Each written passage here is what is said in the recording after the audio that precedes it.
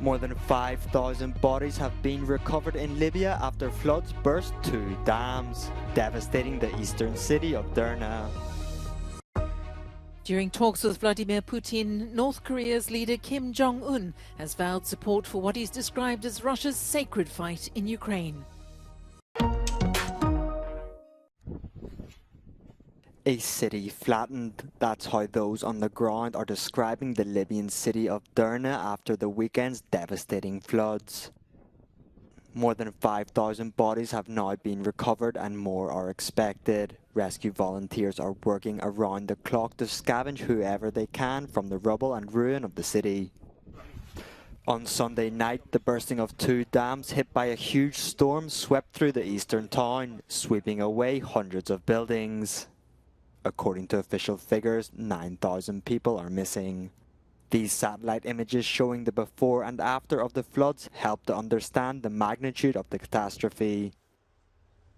According to the International Organization for Migration, the tragedy has left at least 30,000 people displaced, left to fend for themselves in a state torn by a decade of civil war.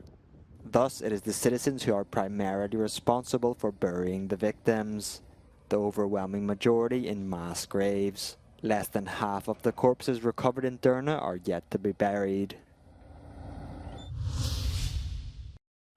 North Korean leader Kim Jong-un arriving in Russia. During talks with President Vladimir Putin, he offered his country's full and unconditional support for what he described as Russia's sacred war in Ukraine. The two men, both isolated by the West, expressed mutual comradeship as sanctions against their countries continue. 우리는 러시아 군대와 이민이 패권과 팽창의 야망을 추구하는 악의 무리들을 징벌하고 안정적인 발전 환경을 마련하기 위한 정의의 싸움에서 반드시 위대한 승리를 쟁취하리라고 확신합니다. Наши отношения были заложены еще в ходе борьбы Кореи за свободу в 1945 году, когда советские и корейские солдаты плечом к плечу громили японских милитаристов. Мы и сегодня стремимся крепить узы товарищества и добрососедства. The United States and South Korea have expressed concerns that Pyongyang will supply Russia with weapons and ammunition. As Kim travelled home, Putin said they had discussed the possibility of military cooperation. Washington says North Korea will pay a price if it sends military support to Russia for its invasion of Ukraine. A European Union that answers the call of history. This was Ursula von der Leyen's main message in her speech on the State of the European Union. And by that, the President of the European Commission meant, for this moment in time, facing the challenges of the economy. As the members of the European Parliament heard, on top of that agenda are China's unfair trade practices. Global markets are now flooded with cheaper Chinese electric cars. And their price is kept artificially low by huge state subsidies. This is distorting our market. And as we do not accept this distortion from the inside in our market, we do not accept this from the outside. So I can announce today that the Commission is launching an anti-subsidy investigation into electric vehicles coming from China.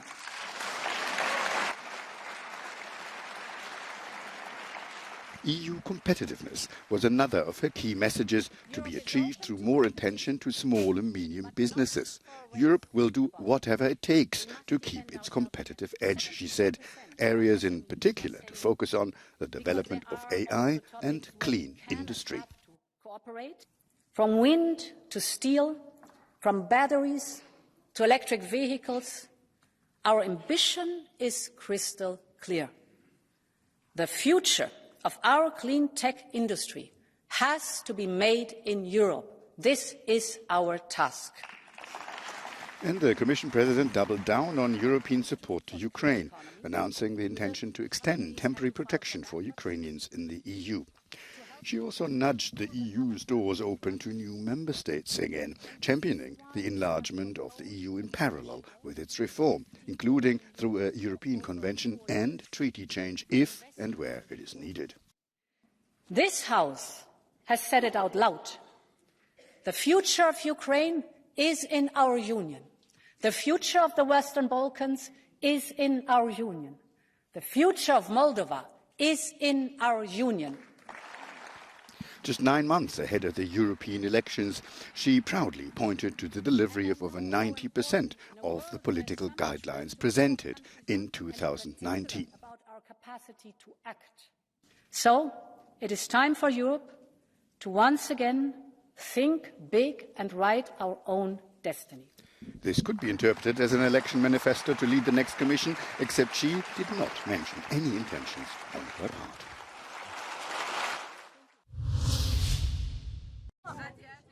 At this large field hospital in Azni to the south of Marrakesh, some 500 people are receiving medical assistance every day. This includes lots of wounded children, many of whom have lost not only their homes, but also a parent or other family members. They've been left traumatized by the earthquake in Morocco. وأنا ملي فقت تنغوت وتنقول عافاكم عاونوني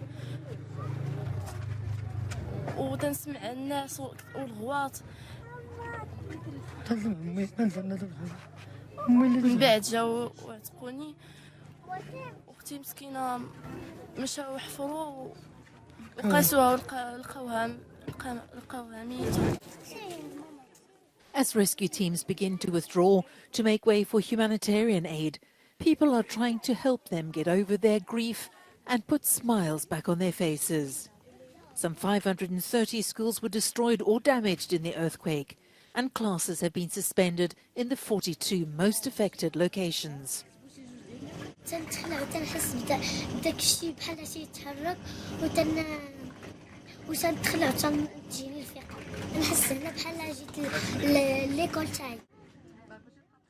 For children to continue with their lives, one of the main challenges facing the country will be the reconstruction of schools.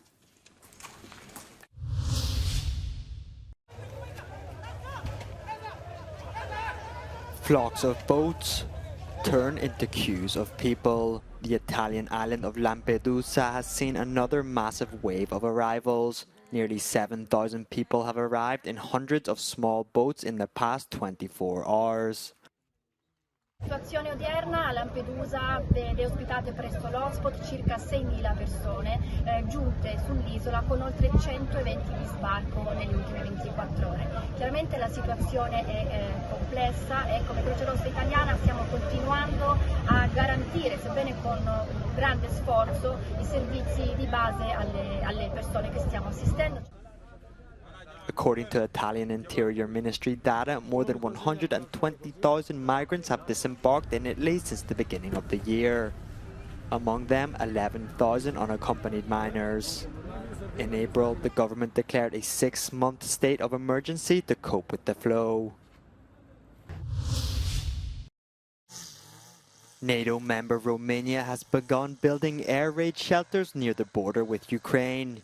The objective is none other than to protect the local population from Russian drones and missiles that have supposedly fallen on Romanian territory after being fired at Ukrainian targets close to the borderline. According to Romanian authorities, these air raid shelters are the first in what could be a long series of such structures. Nu arată estetic, pentru că a fost o intervenție rapidă. Oamenii s-au simțit în nesiguranță și s-a încercat, dar vor veni investiții majore în toate zonele de frontieră, ținând cont de ceea ce face Federația Rusă în perioada următoare. Nu aș vrea să intru în aceste detalii, primul rând detalii militare. On Wednesday, it was made public that some Russian drones had been found 14 kilometers from the Ukrainian border. In the early morning, Russia had bombed the river ports of Izmail and Reni, both on the Ukrainian side of the Danube. This is not the first time it has done so, nor is it the first time that remains of alleged Russian devices have landed on NATO territory. Estonia's border with Russia. On Wednesday, it became the third Baltic state, following Latvia and Lithuania, to ban entry of vehicles with Russian plates. This is in line with the latest European Union Commission recommendations regarding sanctions against Russia and Russians. hetkel ei ole seal mingisuguseid erisusi. Vene Föderatsiooni numbrimärgiga autot kõik saadetakse piirilt tagasi. Et seal ei ole ka komisjon loonud seda erisust või meie tõlgenduses seda täna ei ole. Kui seal tekivad mõned probleemid ja lõpuks ka Euroopa Liit ütleb, et jah, siin on nagu probleem näiteks, ma ei tea, Ukraina isiku puhul, no siis saab seda vaadata eraldi tulevikus, aga põhimõte lõppkokkuvõttes see, et kõik, mis Venemaalt tuleb, tegelikult sanktsioneeritud. The ban applies regardless of the owner or driver's reason for their stay in the EU. The guidelines also urge national authorities to ensure that a long list of personal products originating in Russia did not come into the bloc, including ordinary things like PCs, but also items that could potentially have a military application. Celebrations in Istanbul on Wednesday after a Turkish court withdrew charges against a leading women's rights organization. We Will Stop Femicides had been accused of undertaking activities that were immoral and against the law. Last year, an Istanbul prosecutor ordered the closure of the NGO. For 13 years, it's been protesting against the violence faced by women and providing support to victims. The trial was prompted by complaints from individuals who accused the association of destroying the concept of family under the pretext of defending women's rights. Thousands of Serbian fans gathered in front of the iconic balcony of the Old Palace in Belgrade as local favourite Novak Djokovic received a hero's welcome following his recent US Open triumph. Fresh from a straight-sets win over Daniil Medvedev in the final in New York, the 36-year-old who was invited to the stage by the Serbian basketball team gave a speech and struggled to hold back the tears. Djokovic's 24th Grand Slam title saw him reclaim the world #1 spot, whilst the basketball team produced a stunning run to reach the World Cup final held in Manila on Sunday.